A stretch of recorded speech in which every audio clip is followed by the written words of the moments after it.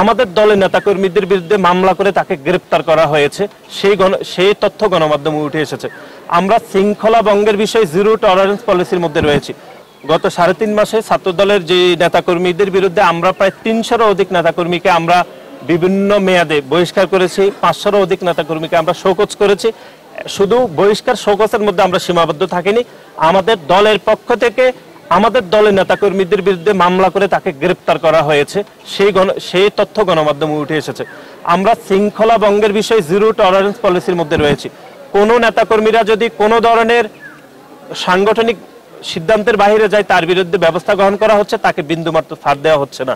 আমাদের দলের ভারপ্রাপ্ত চেয়ারম্যান জনাব তারেক রহমান নির্দেশনা দিয়েছেন যে শৃঙ্খলা পরিপন্থী কাজে জড়িত থাকলে তাকে শুধু বহিষ্কার না, তার বিরুদ্ধে আইনগত ব্যবস্থা গ্রহণ করা হবে।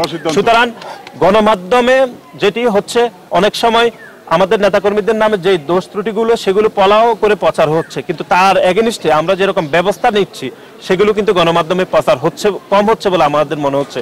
সেজন্য হয়তো এরকম পরিস্থিতি তৈরি হচ্ছে। আমরা মনে করছি যে বাংলাদেশে গত 15.5 বছর ধরে যে প্যাসিবাদ কায়েম হয়েছিল, সেই প্যাসিবাদের মুখ্য দালাল অথবা মুখ্য হাতিয়ার ছিল ছাত্রলীগের সন্ত্রাসীরা।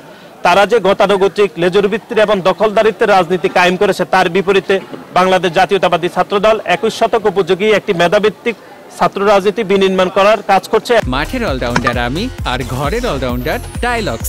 টাইলক্স টয়লেট ক্লিনার, ক্লিন মানেই টাইলক্স। এবার সেই মেধাভিত্তিক ছাত্র রাজনীতি বিনির্মাণ করতে গিয়ে সাধারণ শিক্ষার্থীদের রাজনীতির অংশীদারিত্ব করছে, এবং আমরা মনে করছি এই সিদ্ধান্তের বলে বাংলাদেশ জাতীয়তাবাদী ছাত্রদল সাধারণ শিক্ষার্থীদের খুব কাছাকাছি একটি জনপ্রিয় সংগঠন হয়ে উঠবে ইনশাআল্লাহ। ভাইয়া যে নাম্বারটা দিয়েছে, মানে তার ব্যক্তিগত নাম্বার, যদি শুধু রাজবাড়ীতে না বাংলাদেশের যে কোনো জেলায় যদি না ইপটিজিংয়ের কোনো সমস্যা হয়, তাহলে আপনারা আমাদের টিম ছাত্র দলের সংগঠনকে জানাবেন, আমরা যথাযথ ব্যবস্থা নেব যে কোনো সমস্যার কারণে।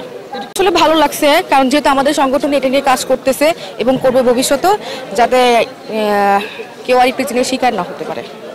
রাষ্ট্র কাঠামো মেরামতের যে 31টি দফা দিচ্ছে, তো 31 দফা মেনে চলা এবং সাধারণ শিক্ষার্থীদের মাঝে বাংলাদেশ জাতীয়তাবাদী ছাত্র দলের যে মানে নিজেদের মধ্যে যে একটা ছাত্র দলের যে একটা মানে ভালো দিকগুলো, তা ছাত্রদের মাঝে সাধারণ শিক্ষার্থীদের মাঝে তুলে ধরা। আমরা এতদিন যে ছাত্র রাজনীতি দেখেছি, সেখানে কোনোদিনও এইভাবে সরাসরি এইভাবে বলে নাই কোনোদিনও যে আমাকেই তুমি বলবা, কারণ তিনি একজন কেন্দ্রীয় নেতা, তার কাছে বললে বিষয়টাকে সে আমলে নিতে পারবে। আমরা এতদিন দেখেছি সন্ত্রাসের রাজনীতি, কিন্তু বর্তমানে যেটা দেখলাম তাদের দিক নির্দেশনামূলক, সেটা আমার কাছে আসলেই চমৎকার লেগেছে যে তারা বিষয়টাকে দমন করার লক্ষ্যে এত সুন্দরভাবে একটা পদক্ষেপ নিয়েছে, যা প্রশংসনীয়।